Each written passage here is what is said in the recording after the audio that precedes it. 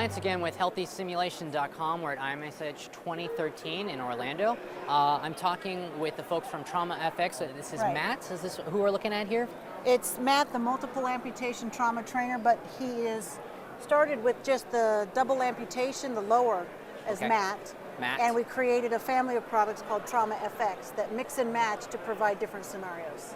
Oh, I see. Okay, I understand. So there's some type of ability to have customization when it comes to the product in terms of what might be served to the You best can use customer either needs. a different upper and lower and mix and match them. Okay. Each one of them is designed to be self-contained so that you don't have to strap on or moulage on things. You can actually just take a mannequin out, put one upper for maybe more high fidelity or a more basic model, and then attach it to a different pair of legs to create a variety of scenarios. And clearly, Matt here has been created to be a trauma-based mannequin, primarily utilized for the military, but I could see some opportunities for EMS and fire with doing first responder scene scenarios for trauma-based accidents as well. Right. Matt was originally created under the Severe Trauma Simulation ATO for the U.S. Army. Okay. And our first clients are the military. Sure. And after 2.5 years in the field, the first responders are getting wind of it and are very excited about utilizing it for their scenarios for mass cash and for response and also in hospitals and trauma. When did Matt launch, and how many are there out there now in the market? So his first product, 001-001, went out on December 1st of 2009. Okay. And as of December of last year, we have over 500 in the world now. Wow, that's fantastic. Fielded. Okay, so let's walk me through what's going on here. Obviously, he's looks like he's moving on his own accord, so we've got some... Right. Compared to, we wanted to fill the gaps in training for the simulation field and improve the realism. One of the things that the Army needed was desensitization, ruggedness, and realism. Right. So we went out to the special effects industry and actually worked with Jamie Heineman from Mythbusters to create the Proto-Mat. Wow. And from that, we have evolved the whole family and the production, which happens all in the special effects industry area in California. Okay. The product incorporates the physiology of a human being, so all the blood lines follow the femoral and popliteal arteries. Sure. It has a packing wound that you can actually perform, and it will time you as to how much blood you lose, how quickly you perform it, and if you shift your hand during the time frame, it will actually start over again. And we're going to demonstrate that if you'd like. Okay, let's see that. Okay, I'm going to turn it on here. The packing wound is going now, and as of right now, he is... I see it's actually bleeding. It will actually pump the blood, and he has not performed the intervention properly. So let's talk about the controller, because this is a really rugged looking controller here. Yeah, this controller, well, the controller is designed to be rugged. Wow, there it goes.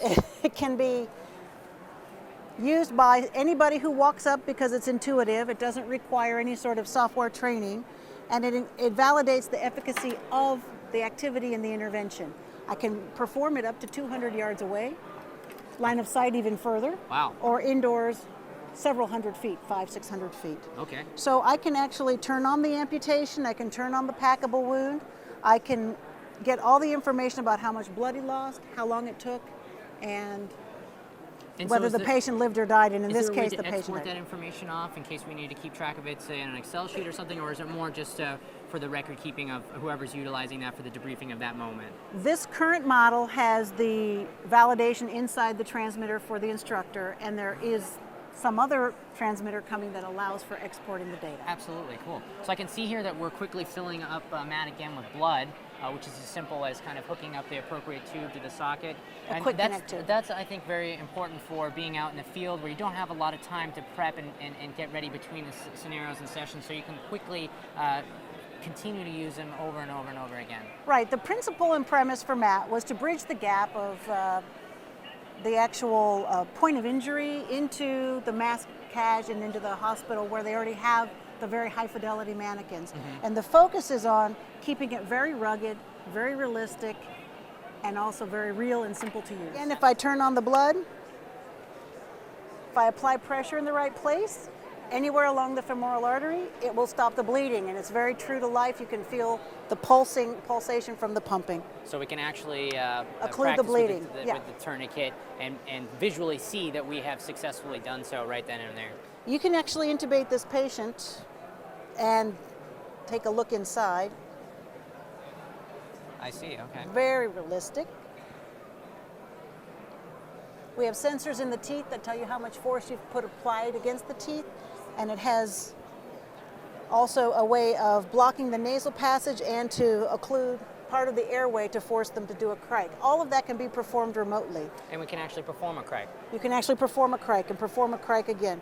If I remotely, again up to 200 yards away, block the nasal passage and the student comes upon the patient, suddenly there's a barrier, and that forces them to think, what should I do, because I can't get this trumpet in. I see.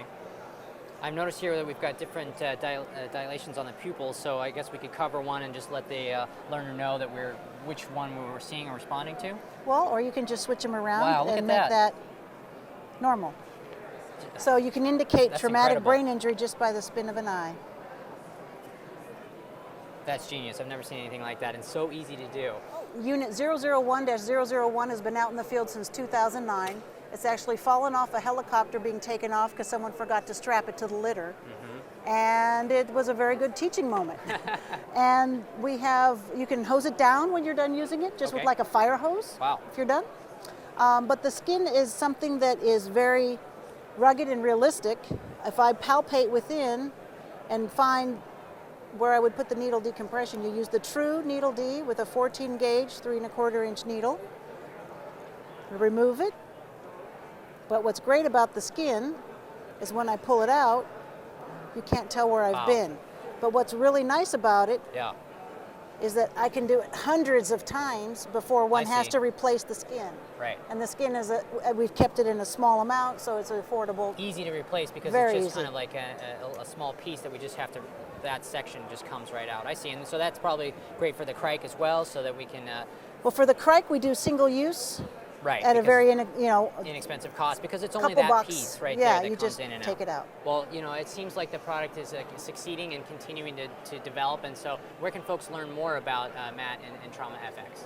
Well, our website is traumafx.net, or you can find us at kforcegov.com, That makes which it- is our corporation. All right, it's traumafx.net. Correct. Well, Caroline, I really appreciate you talking to us today, and Thank you.